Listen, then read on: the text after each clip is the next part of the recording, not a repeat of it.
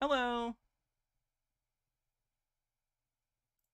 Give me one sec. I gotta get the new YouTube chat, because the way YouTube streaming works, when I have to restart a stream, I have to get a whole new chat. It's annoying. Sorry about that. Yeah, when it disconnects and reconnects for some reason, it does that. It mutes it on Twitch. I don't know why. It's an app problem. I apologize for the inconvenience. I know that's not great. Anyway, back to it. People on YouTube, if you could, in the chat from the original stream, tell people and give a link to the new one. Sorry it's a new link, it's how YouTube streaming works. I'm annoyed by it too. I appreciate it. Reptilian features. Some of the figures that were discovered were found to hold a staff or scepter, possibly as a symbol of justice and ruling. Each figurine has a different pose, but the strangest of all is that some female figurines hold babies sucking milk. Is this the discourse we're having again? We're having the reptilian, scaly boob discourse? The child also represented as a lizard-type creature. The figurines are presented with long heads, almond-shaped eyes, long tapered faces, and a lizard-type nose. What exactly they represent is completely unknown. According to archaeologists, their posture, such as a female figure breastfeeding, do not suggest that they were simply ritualistic objects, but possible depiction of entities. Whatever these reptilian figurines, possible depictions of entities. Could you be vaguer? That doesn't... What? It's not real. They're not real things that existed. They appear to have been important to the ancient Ubaidian people. We know that the serpent was a major symbol used in many societies. No, he didn't have a source, he just said it. To represent a number of gods and entities. I believe the Bible and an apocryphal book found within the Dead Sea Scrolls will give the Apocrypha is not the Bible. Us great insight. The Apocrypha is the Apocrypha. Concerning the identity of these reptilian entities.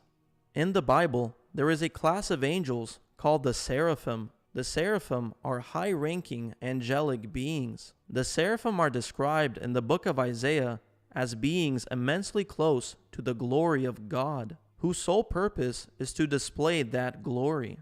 The word seraphim in the Bible means fiery serpent. In their divine form, again, I need to have you all understand that a lot of this is coming down to this guy needs a reason to contextualize other world religions and, like, ancient depictions of stuff like this that may have involved, like, some level of animism or, like, animal, like, worship within the culture that, or venerates animals and uses depictions of things, you know, combined with humanoid stuff. Whatever it is, these different cultural things confuse him. They are not explicitly Christian or even Jewish, so to him, he needs to explain them inside of his very fundamentalist Christian worldview. He needs to explain these things from within that, so he casts them in the role of Christian demons. Reptilians. He thinks they're all the same thing. It's interesting. What else? Oh, this is... I don't know how long we'll watch this, but this is called How the Most High Created the Universe. I don't know how many of you are familiar with D. Murphy, but he's a flat earther, an anti-vaxxer, and he drinks urine. He does the urine quote-unquote therapy thing. So that's interesting. Before we get into this, though, this is a very strange video where he tries to sort of give an overall thing of how he thinks the universe was created. If you remember that time we watched Terrence Howard give his presentation, it's kind of like that.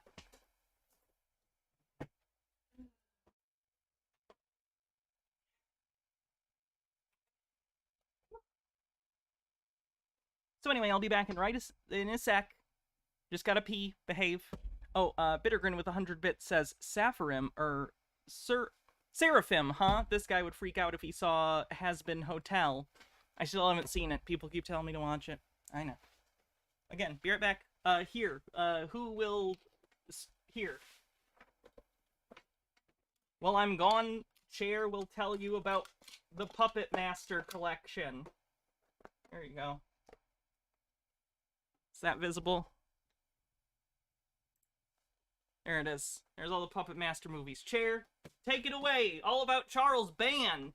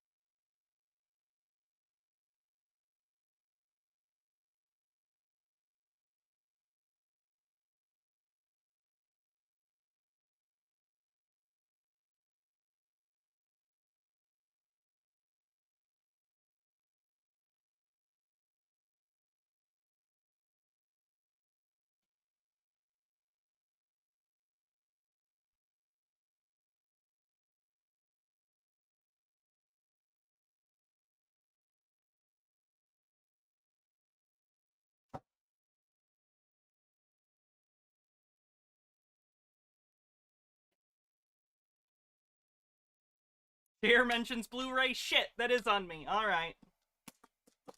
Blu-ray. Hannah mentioned Blu-rays. That's on me. Thanks for that riveting history of home media history, Chair. You can see the rest of that in Chair's upcoming 17-hour video essay, Band Camp, the history of Charles Bance's band's media empire. Peep Lord, thanks for 14 months, says, why did Chair use so... Oh, not funny. Don't do that. That's not funny. I'm not thrilled with that comment, if I'm being honest. Please don't do that.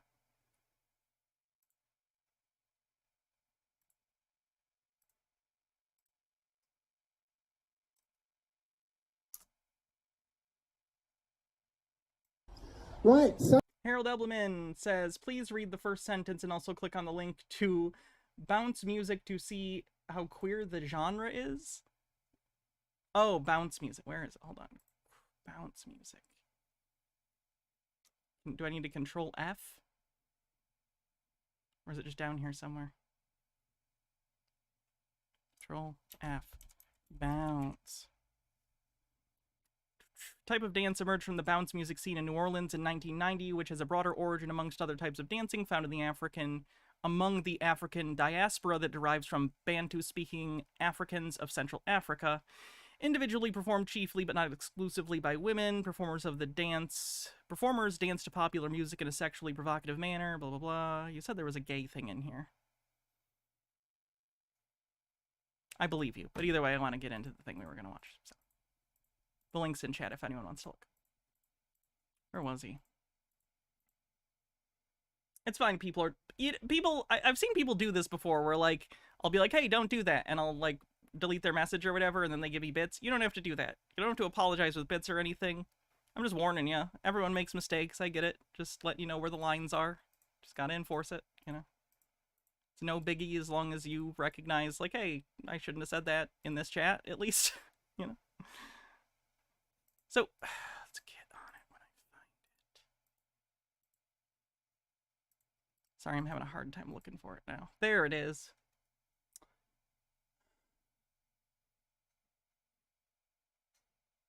Steakum, thanks for gifting us up. So, kind of like a bit of audience participation. All right, so if I ask you questions, I want you to answer, right? All right? Oh, for crying out loud. Falling at the first hurdle. Anyway, so this talk was going to be navigating the Matrix, right? But last time I was here, I basically gave that talk. For whatever reason, I really enjoy, I guess I shouldn't say for whatever reason, I'm about to explain why. I enjoy when you can see conspiracy content that is done in this style. This was the norm back in the day. A lot of the time before the internet was a huge thing, if you we're into conspiracy theory. You either get like VHS tapes about it, or you go to conventions and conferences, and at these conferences people would give live conspiracy talks like this, and it's just more interesting. You still see it at flat earth conventions. I like those videos because there's a crowd dynamic aspect. The crowd feeds off of the energy of the speaker and vice versa, and it's interesting. Shcal with 4,000 bits says giving back for all the great VODs. Well, thank you very much. That's so generous. Thank you. Wow. That's nuts. Scale, thank you. What the F are bits? They're a way people donate on Twitch. For people on YouTube who don't know. How many people were here last time? A few of you, yes, okay. Yeah, I basically gave that I miss James Randi. talk anyway, so this one was what... H-Baird says, I wonder how the Wachowskis feel that their most famous movie being the backbone for so many conspiracy theories. I wouldn't say it's the backbone as much as it is a cultural touchstone that expresses something they did not intend. Of course, we know that in terms of authorial intent, there probably were some conscious or unconscious trans things, as the sisters have said. But of course, death of the author is a thing. People can find intent in anything, and it has nothing to do with the intent of the author, which is unfortunate, but if it wasn't that, it would be something else. If it wasn't The Matrix, it would be Existenz, or Cool World, or one of a million episodes of The Twilight Zone, some sort of cultural thing that people would call upon to illustrate the idea that the wool has been pulled over their eyes. I mean, you could go back to the narrative of, or rather the allegory of, the cave with Plato, and it's basically the same thing.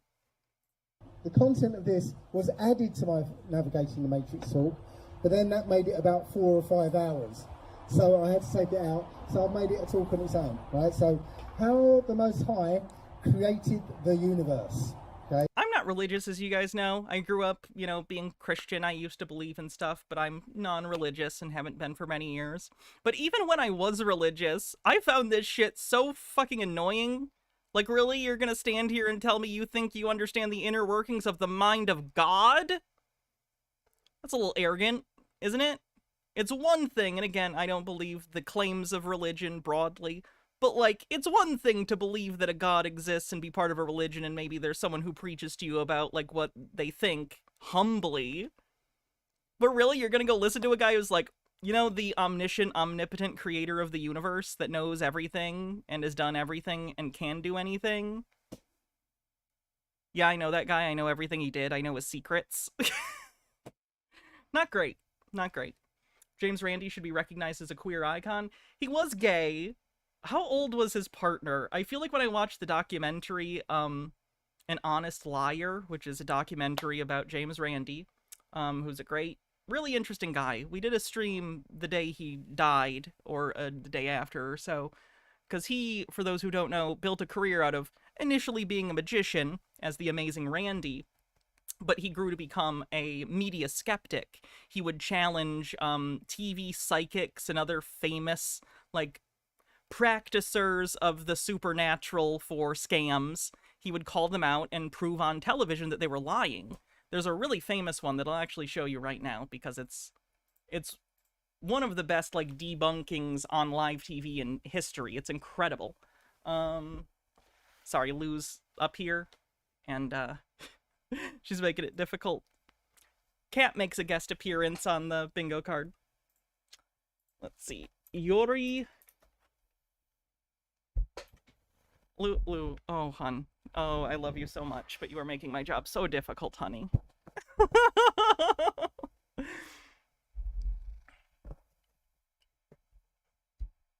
Lou, please stop. Please stop. Please stop. Please stop. Please stop. Please stop. This might become an issue on YouTube. If it does, you'll have to jump over to Twitch until the segment's done, because sometimes stuff like this might get flagged, because this was uploaded by Johnny Carson's channel. I think I'm using this in fair use, so I think it's fine, but at worst, what'll happen is on YouTube, the stream will go dark for a little bit while I show this. It shouldn't hurt my channel or anything. Again, on Twitch, we're good. So, This was when Randy, again the amazing Randy, went on the Johnny Carson show and developed an experiment. We are back. I just explained. Lou, oh god, I love her so much, but man, a lot of you probably did work from home with your cats, you know. What was I gonna say? Oh, he developed an experiment for them to do with Yuri to prove that his psychic powers were a trick and that he could not actually do anything supernaturally as he claimed. You might also recognize Yuri Geller as a guy who sued Pokemon in the 90s.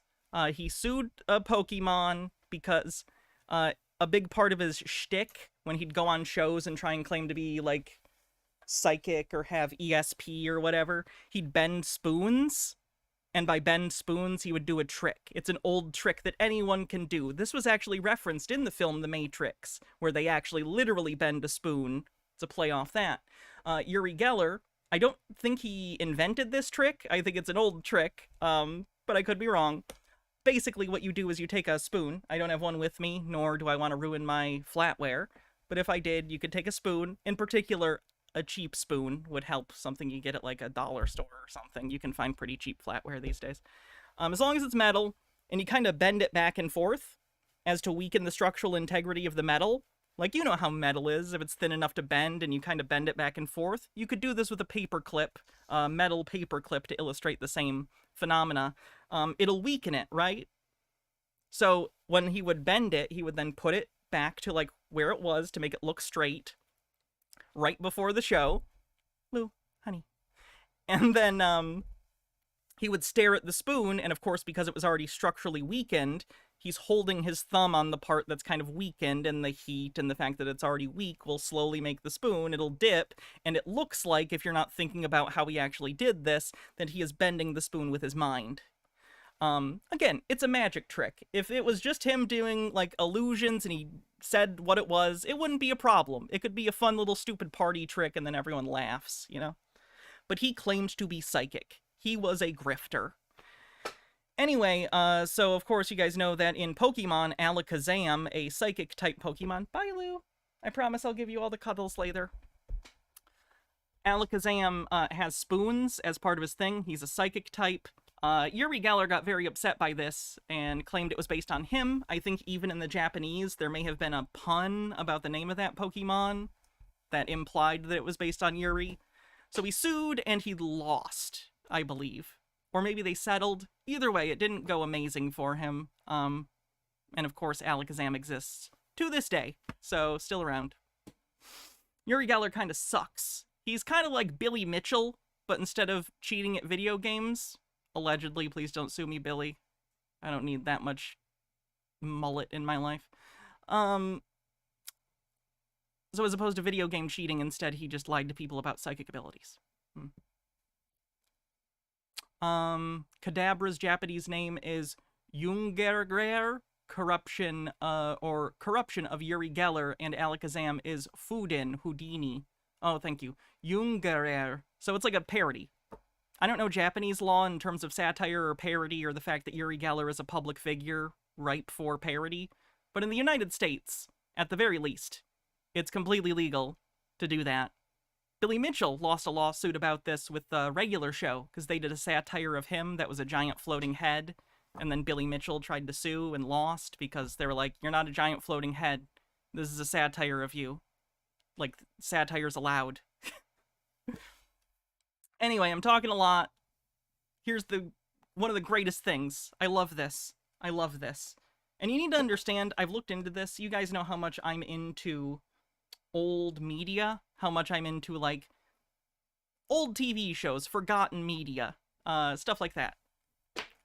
I wouldn't say lost media. There are people who are specifically into lost media. I'm not. I don't concern myself with lost media, though when it is found, I find it very interesting and look at it, but I don't really think about that. I just mean, in this era of TV, TV psychics were a big thing. Don't get me wrong, they still exist on, like, TLC and other trashy networks. Of course they exist. You're never going to completely get rid of grifters like this. But it was quite common at this time. There was actually a special that we watched, too, with Bill Bixby, who starred in The Incredible Hulk with Lou Ferrigno. He was the human form of the Hulk. Bruce Banner. David Banner in that version. I'm losing the plot at this point. I'm just chatting and chatting and chatting. Anyway, at this point in time, what Randy was doing was very important. It's always important to point out magical thinking and grifting, and he was great at it. So enough of my blah blah blah blah blah show don't tell. Here it is. Peep Lord says, Japanese game shows lead me to believe that there is no Japanese legal concept of a lawsuit. Hydrate? I got it. I've been talking a lot. My throat's killing me. Ricardo, I don't want you to think that I'm cutting our conversation short tonight because I admire you too much. But we got a little behind time, and we wanted to devote a little time to this gentleman, which I think... It's Rich Corinthian Leather Guy. I've been reading a lot of research on him. And Spy Kids 3D Game Over Man and Fantasy Island owner, Mr. Rourke. Are references content? Tonight because I admire you too much. But we got a little behind time. For someone who hates Family Guy, I sure do structure my show around bits that are just like, remember that thing? I'm like Robot Chicken without the fucking stop motion. And He was... Wait, was he? No. Was he Khan? Oh yeah, he was Khan. I'll chase you around and... Oh, fuck. I'm a fake fan. I forgot for a second. How is that not my first thing?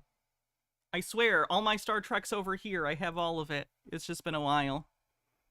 And also, I like to forget the brown face. we wanted to devote a little time to this gentleman, which I think... Ricardo Montalban played Khan Noonien Singh. You can see the problem with that right away. I do find it funny, because no, I'm not sorry. This is my show. I'm tangenting, and we're near the end of the stream anyway. So I'm going to do whatever the fuck I want. So, in Star Trek the original series, I have props, of course, because, why wouldn't I? This is my Star Trek the complete original series on Blu-ray. The remaster is quite nice, though I'm mixed on the updated visual effects. I will say at the very least, very nice. Unlike Star Wars, Star Trek gives you the option where they have the original and updated effect versions, and you can switch between them while watching the show with a button. So you can literally flip back and forth in real time during the show to see the difference between the original effects and the updated effects. I love that. I love that. Do that. Do that, people who do that, do that. Some of the Doctor Who series I have, because you guys know I collect Doctor Who, the classic series has that too, where they have updated effects if you want to see it in maybe a way that you could watch with your kid that, like, wouldn't make them go, like, mom or dad or uncle or aunt or whoever you are in their life, like, this is old, why are the effects so bad? You know. But anyway, this is the Blu-ray. Do I have any Godzilla stuff? Oh my god, have you not seen my entire Godzilla shelf down here? Up to about where my finger is right here is my Hong Kong action stuff, so my Bruce Lee, my Jackie Chan, my Shawscope stuff, and then starting here, where my finger is with these two in the pink and yellow, that's the Criterion Godzilla collection on Blu-ray, so that's the entire first era of Godzilla films, about 17, and then the rest of this is my Kaiju stuff, and over here are my Arrow Gamera sets. But yeah, this whole area is Godzilla.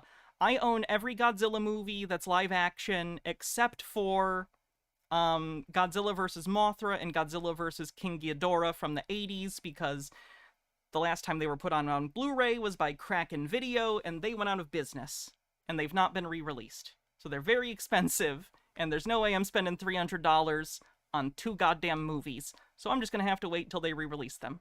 Which is fine. That's life. Anyway. Digressing back to my initial tangent. I find it funny that in the original series, they're much more open about the fact that, like, Khan is supposed to be, like, from India. He's supposed to be, seems like, you know, ethnically from India. His name is Khan Noonien Singh. They browned up Carl Montalban's face and talk about, like, I don't remember if they explicitly say the area of the world he was in control in was India, but he's clearly supposed to be Oh, was he supposed to be Sikh? Okay. I thought Sikh was a religion. Is it also an ethnicity? I genuinely do not know. Because I said Indian, but I didn't say Hindu. Is that a separate ethnic group as well? I genuinely do not know, and I'm looking for, like, actual answers to my ignorance. So please. It's an ethnicity as well? Okay, well, thank you for letting me know. Either way, Ricardo Montalban is neither of those things. He's Ricardo Montalban. But then, when we get over here to the Star Trek films, in Star Trek II, The Wrath of Khan, which is the best Star Trek movie, I also like 4, but I gotta give it to Wrath of Khan. They pretty much ignore it, and he's just like, they just ignore it. The brown face is pretty much gone. I guess you could say it's because that's what being on SETI Alpha 5 did to him over time and his skin. I guess. It's just funny that even by the 80s, they were like, we need to tone this down.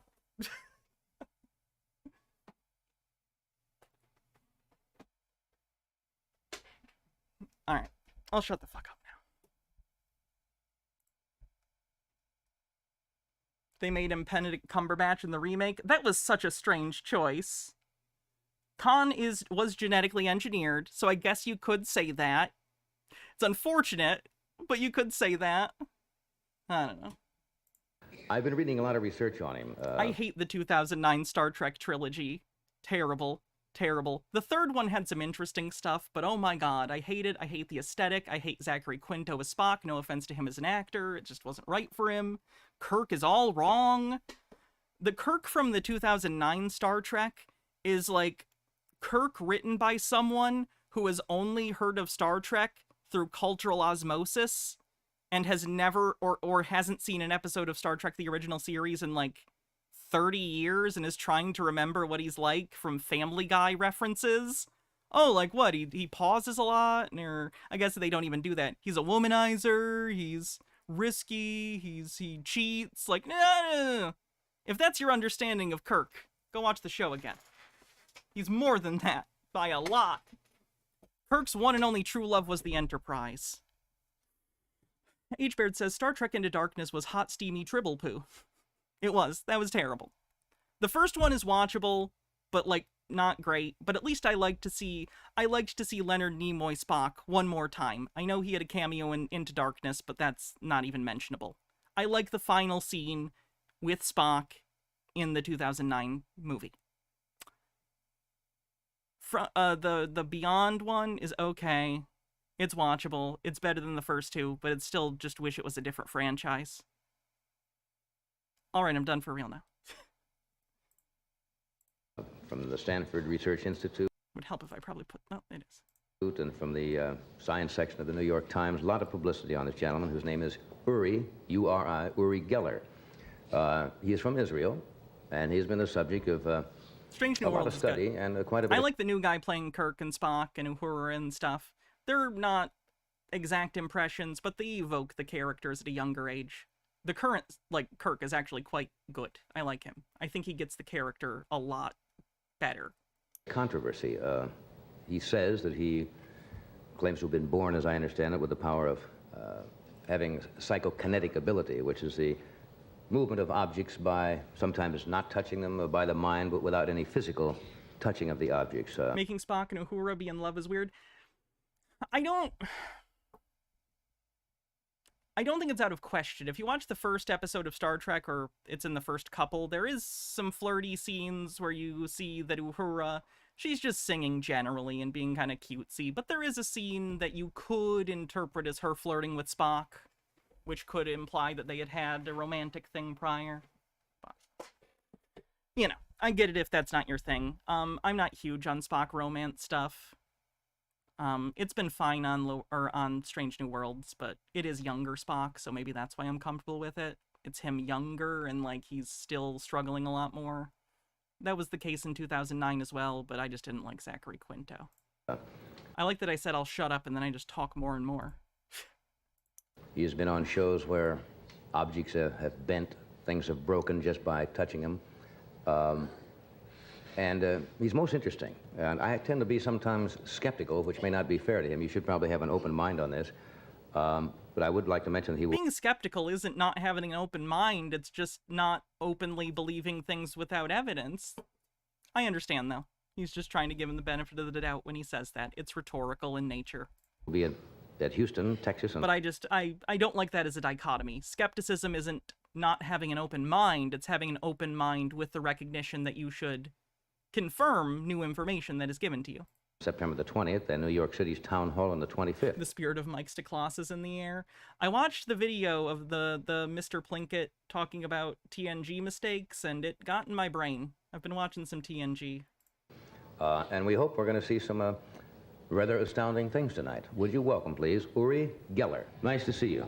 Thanks. We have only met... This is so cringe, by the way. If you're not, like, great at dealing with cringe, maybe buckle up, because he knew he was coming here to do this. This was not a surprise to my knowledge. The test that is set up, they will explain.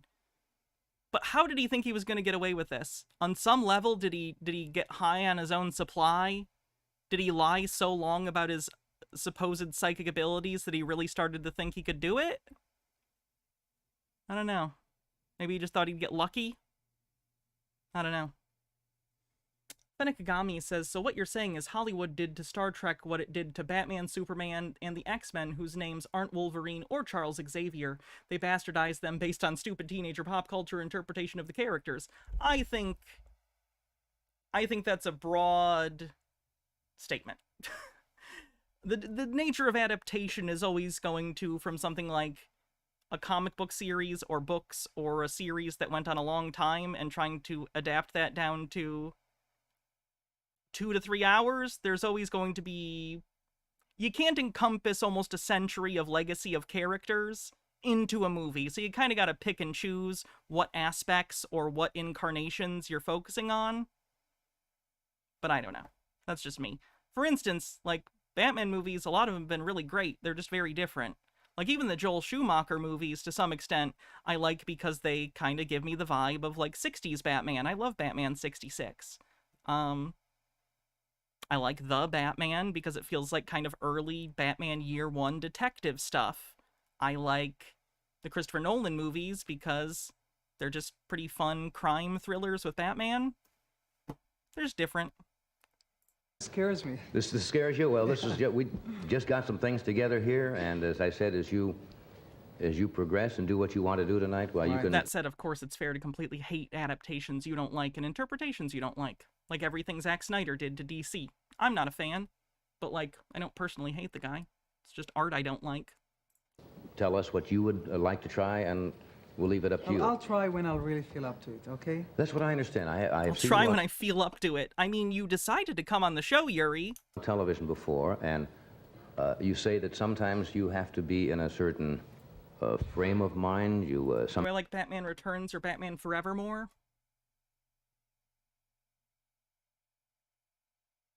Batman Returns. I really, really love Batman Returns. That's probably my favorite of that quadrilogy. Like, if it is to be considered one, because there's recurring actors and stuff throughout them, even though a lot of them change. Sometimes we'll pass on a particular experiment because you're honest and say... I like the darker stuff. I like the kind of gross, weird penguin.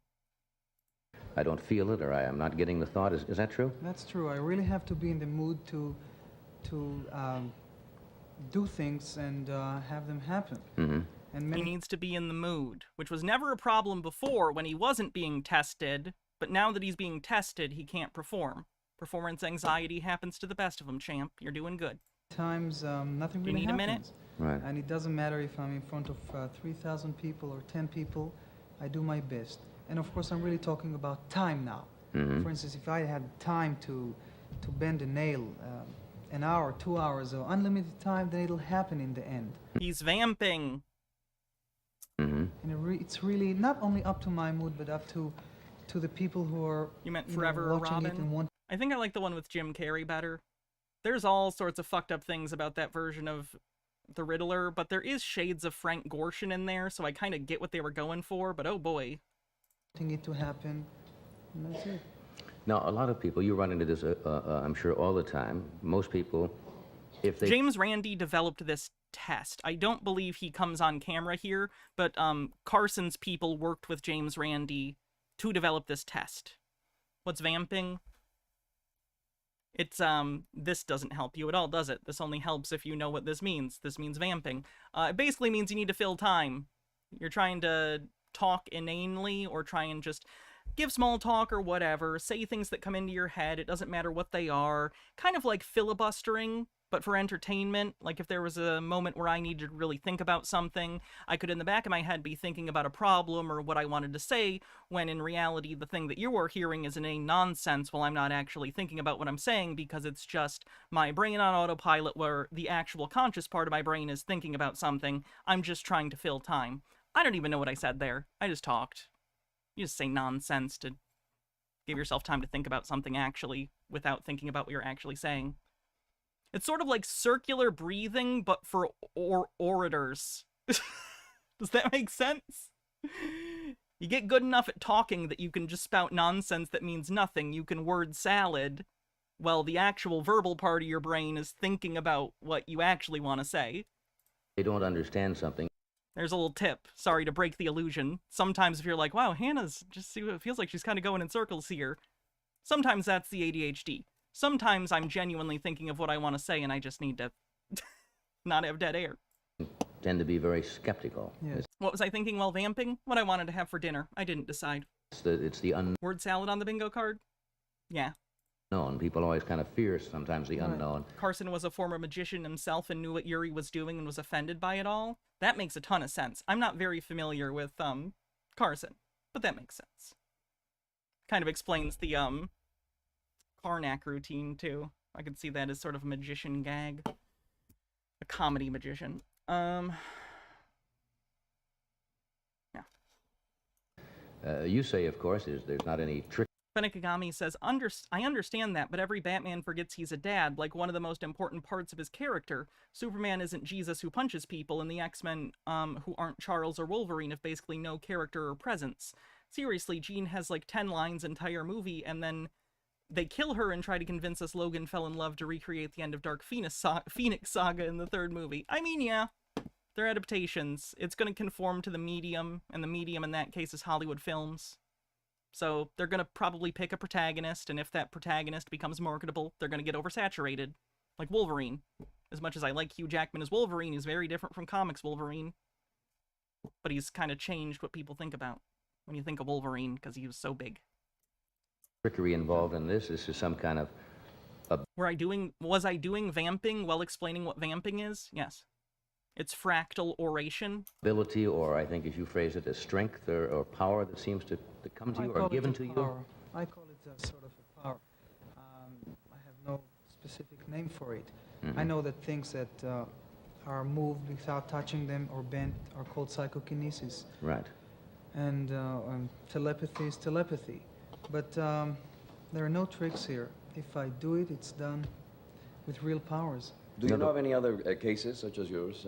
Well, I heard of many people who do telepathy, and but you see, I'm also a skeptic. I mean, for instance, if You're also a skeptic? Wow. That doesn't seem reasonable considering what you're claiming. you'll tell me that there is somebody you know and does it, I'll also want to see to believe. Yes, I'm sure there are other people. I do not know if there are people who can bend them or break things, but I'm sure I'm not the only one. Maybe there are many people who have these powers and do not know of them. And it did not. Again, I think he's been tested. I could be wrong, but I'm pretty sure at some point he got tested with a spoon he wasn't in contact with, because again, as I explained, you need to prepare the spoon by bending it before you do the trick. Maybe it is in this clip. Not developing them. You are not saying, now, for example, people have always said a true test would be, I'm going to think of something, and the person turns around and says, you are thinking of. Then that would be incredible, would it not? If I had a particular Well, thought in my mind or a particular episode that happened, and someone could tell me. That's incredible. That's reading your mind constantly. I cannot do that. You see, I can only do things that you really concentrate on. Study. Do the Forward to it, I really am. All right, good. We'll take a short break, and we will be right back. And that was the first time I ever discovered that Particular, what you would call a file box with the number. May I ask- this is power. It didn't happen all the same day. That one of the hands is bent inside the watch, which you cannot touch by hand. And that was the first time I ever discovered that these powers exist, and I Yeah, you're sort still of just going. have them. More questions? All right, let's... What's the capital of South Dakota? And if I'll feel for... And one of... So I'll take... One of these containers is supposed to have water in it, I believe, or he's claimed to be able to sense certain things, including, I think, water. So he's going to try and, in these random containers, without touching them, sense which it is.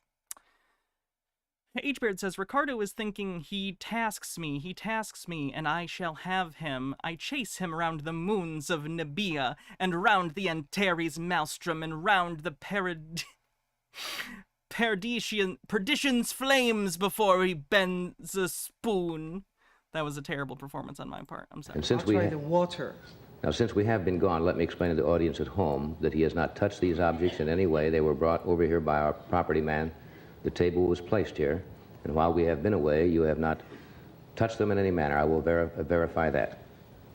So I'll just... I'm just realizing right now that prop department is short for property department. That makes sense. My hands over them, and if I'll feel for... And one of them contains water, I of like the 10. to do it the way we'll start eliminating the ones that do not have the water. That's the way I did it at SRI. That's the way I'll try to do it here. All right, without touching them. Without touching them, of course. All right. And why don't you pick out the... When I say take this out, I pick take it out. Right, so of course. that means there's no water in that. I'll try to go down.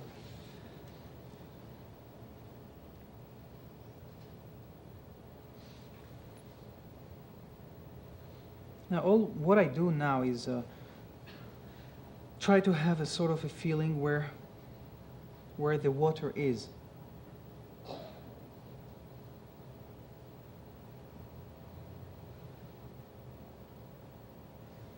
Now, you're not touching them at all. You can see that I'm not. Well, I don't trust me.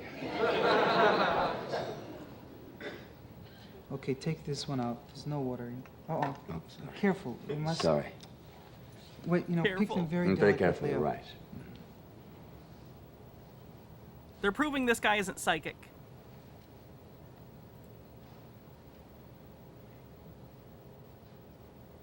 Some people call it a sort of a water roulette.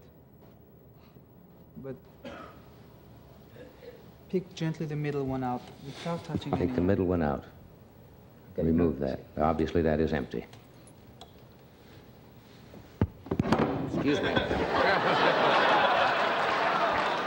I'm sorry, I did not mean to do that. I was trying to move over to get a better look.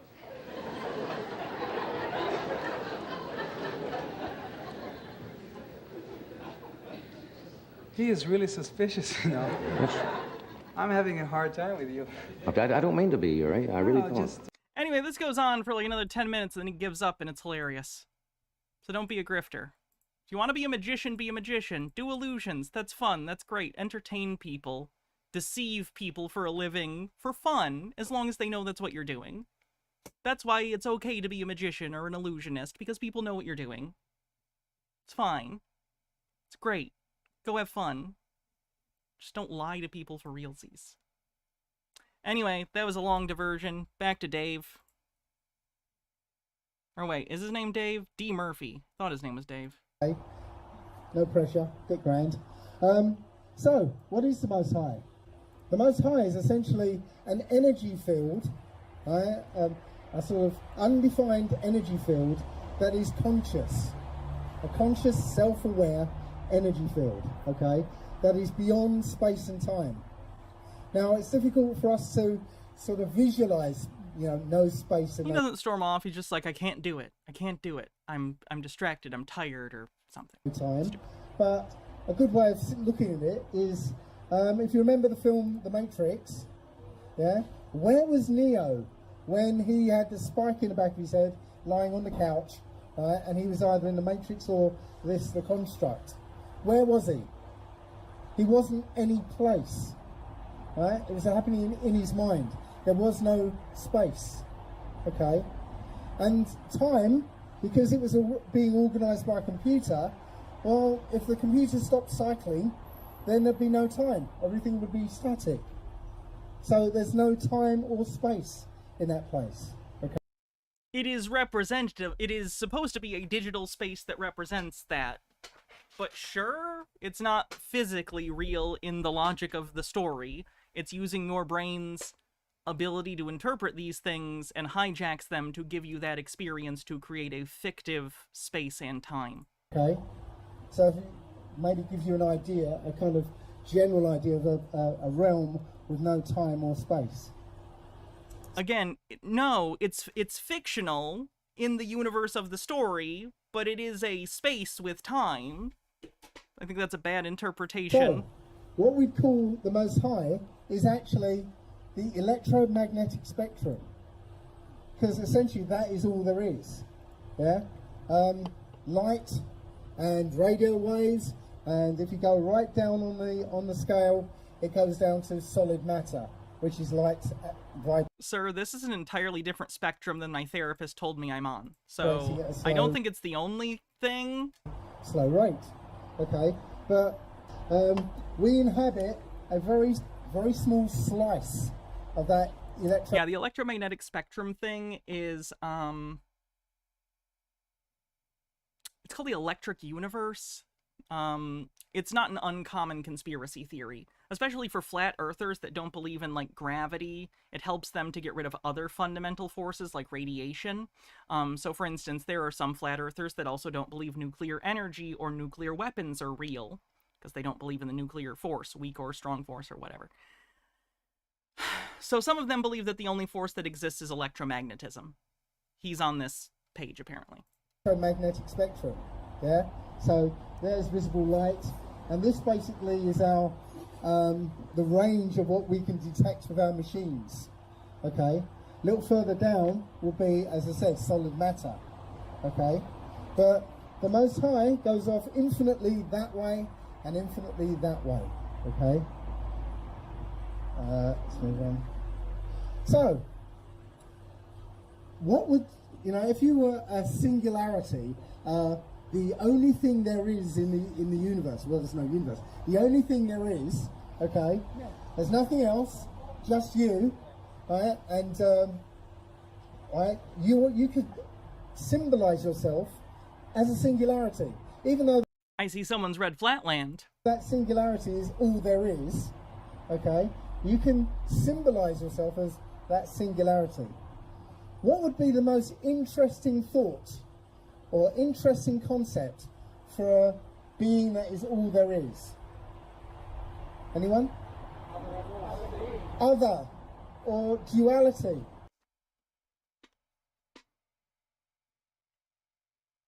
I guess I don't know how that follows. If there was a singular being that only knew of its own existence and there was no such thing as duality, how would it know? And in what way is it a being or even an entity if it is a singularity? I feel like he's ascribing a lot of connotations and things to this idea that just aren't there. I don't know why. I assume he's treating this as a deity. But to me that just leaves a lot of questions. Like, what do you mean there's a singularity that's an entity? That doesn't make sense to me. You would kind of need to get deeper into what you mean.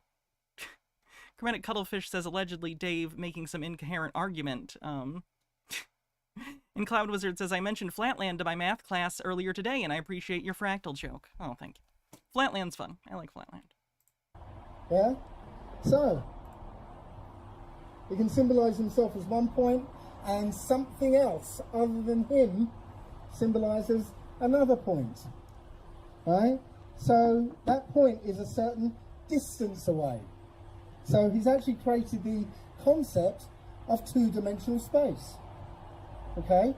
So he's there and he's symbolized something else as other, a certain distance away. But it doesn't matter if that other is up here or up there, down there or over here.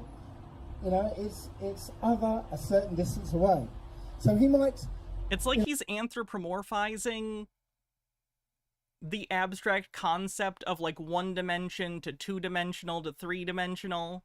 Like, these are abstract mathematical concepts. They're not real physical, like, things, right? Because we live in 3 dimensions, so to us, even if something looks one-dimensional. You can write a dot on a piece of paper, and that's a point. It stands in for a point, but it's not literally. It does have dimensionality in 3 dimensions, because that's where we live. You just don't see it, because it's very small, and but if you got really, really tiny, you'd see that, yep, you put some graphite or whatever on the paper, and there's a little bit of a raise,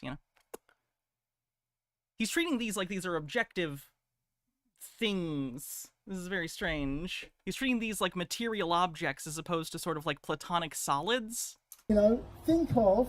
Oh, hey Dave. He might... Yeah, we'll check the bingo card after this.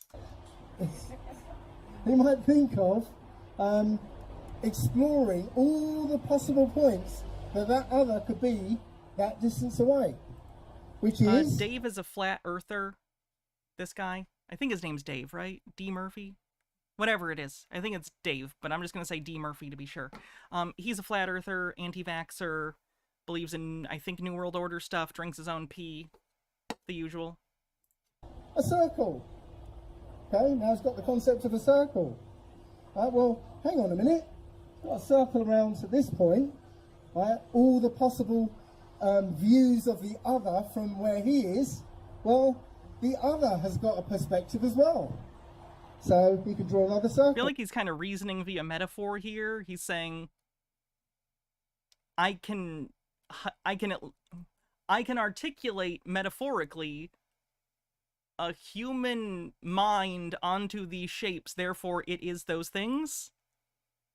That's not how that works. Just because you can use a shape to evoke a concept, to illustrate a concept, does not make those shapes equivalent to that concept. It does not give them all of the attributes of that concept. Like that. And now we've got this idea of a Vesica Pisces, it's called. Unstable Deadbeat with 100 bits says, drinks his own pee, the usual. Where am I? How did I get here? This intersection in the middle is called the Vesica Pisces, right? But in that Vesica Pisces, you've got other points, like where it crosses over here, where it crosses over here. And you can think of a line that goes from that top bit through that point and touching a point on that circle. Yeah, so you've got the idea of 2-dimensional geometry. Altered Undying, thank you for gifting a sub and kicking off a hype train. Geometry starts with an equilateral triangle. Ah, yes, this is where Hylia comes in. Okay. And interestingly, look, you've got the equilateral triangle there, and you've got another one embedded in it upside down. Remember that, because that's going to come up again. I assume this is going to build up to sacred geometry, which if you don't know what it is, it's basically just a repeating pattern that certain conspiracy theorists and kind of woo-woo belief people think has spiritual significance. As I said, you've got new points to start with now, so you can keep drawing circles. And if you keep drawing circles, you end up with this. Yeah. Anybody come across this before? Yeah. Oh, 1 or 2 of you then. I'm going to take this jacket off. I'm getting quite warm, and we're close to the end of the stream. It's going to be hard work, I know. But the thing about this flower of life, as it's called, is embedded in it is all 3D geometry. Okay? You can actually draw out 3D geometry in this flower of life. Again, he's assuming intent. He's placing intent upon geometry, which is just descriptive. 3D geometry. Okay? Everything in this world conforms to this 3D geometry. So when cells start to multiply, okay, when you get, I think it's 9, I can't remember how many, but they conform to the icosahedron, okay? So everything in this world, is built around this geometry. And what's interesting about this geometry, again, is descriptive. It's is that embedded in each one of these shapes, if you take a point in the center of each face, and join them all up, you get another shape. So you've got inside the square or the square. He does this thing too. So it makes a very specific spiral. The golden ratio. You can find one square, another one square, and those two equal that square. Okay, let's put numbers in there. So you've got 1, 1, 2, 3, 5, 8, 13. Anybody seen that sequence of numbers before? Fibonacci sequence. Okay. Well, so you can see those first numbers here. Kind of seems like he's literally just trying to be like, math, therefore God. Kind of odd. So often. Sounds eerily like a heart. It does Alright, I'm done with Dave and his fractal woo-woo. Look at the bingo card real quick. We're gonna be done in a second, I think. 40% to level 1 on a hype train. If you got here later and you're like, you've only been streaming an hour, I had to restart stream at one point, so we've actually been going a little over 3 hours, I think.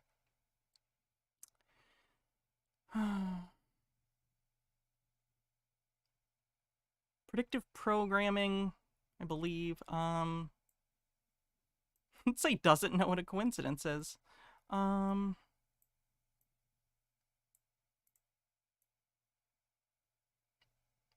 Atlantis.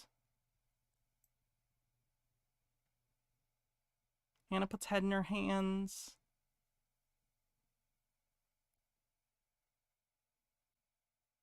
Word salad. Hannah mentions Blu-rays.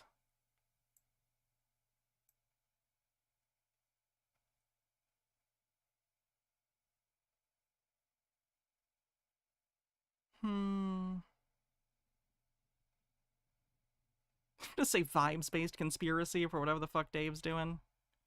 Incorrectly believes evidence is self-evident for that as well.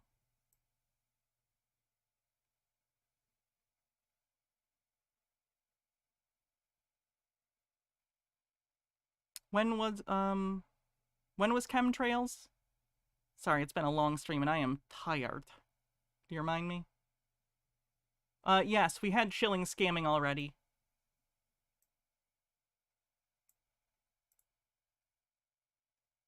Geometry is math, and we all know math is created by Satan. True, nobody important. Very true.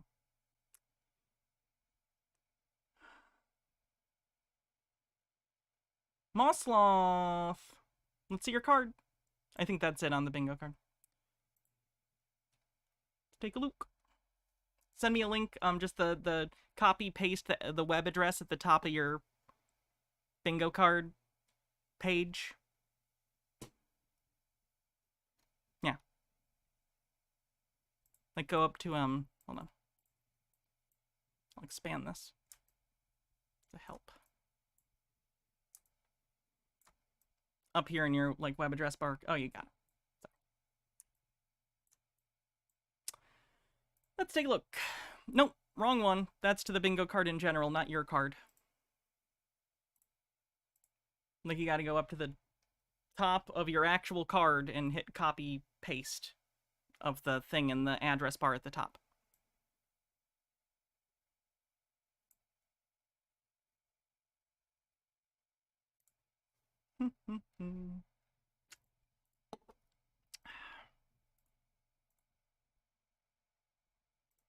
There was a Roger Bigfoot video we didn't watch because we watched his boob video instead, by the way.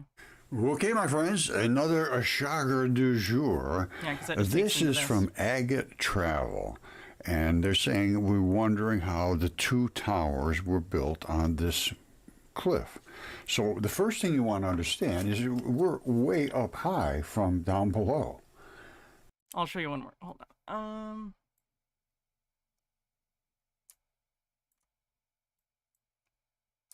So, like, if I had a bingo card, let's say this was my bingo card page, and instead of YouTube, it was a bingo card, I'd go up here to the web address that's blue now.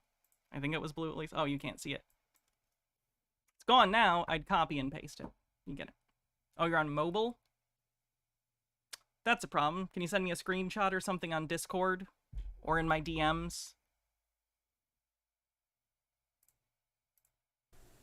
All right, and these two towers are sticking straight up, and they built. When you click a web address, it disappears? Do you have an iPhone? I don't know how iPhones work.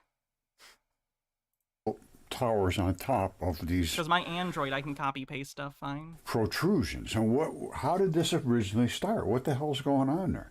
And why is it starting so high up in the air? There's a whole batch down here, way down below.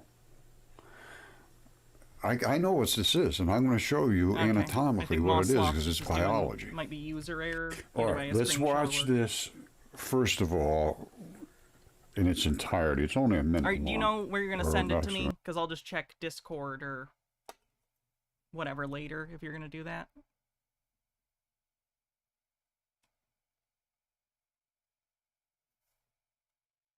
You have to click the share button and copy the link. 20 seconds. Here goes. Now, they're coming in close on it. Look at Discord. how high up this is to start with. And then those protrude up. We're going to be looking at Did this. you put it in like the live chat or general? Where did you go? Let's take a look. Not in general. Let's look in live stream chat. in some detail in a moment. There's two pieces to this, and these towers are on the top, and everything's growing quite well green up Where on did you send it? the top. Why Did you send it to the Hannah Discord? Because I have my own specific Discord. Put it in general? Maybe I just didn't see it. There it is. Let's take a look. Shilling, Giants, Word Salad, Vibes-Based Conspiracy, and Poor Under... What is that? Poor what?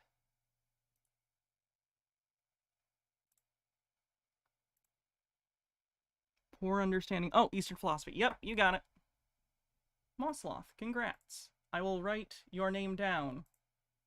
And if you want me to gift it to someone, hold off, because I don't get paid for a couple days.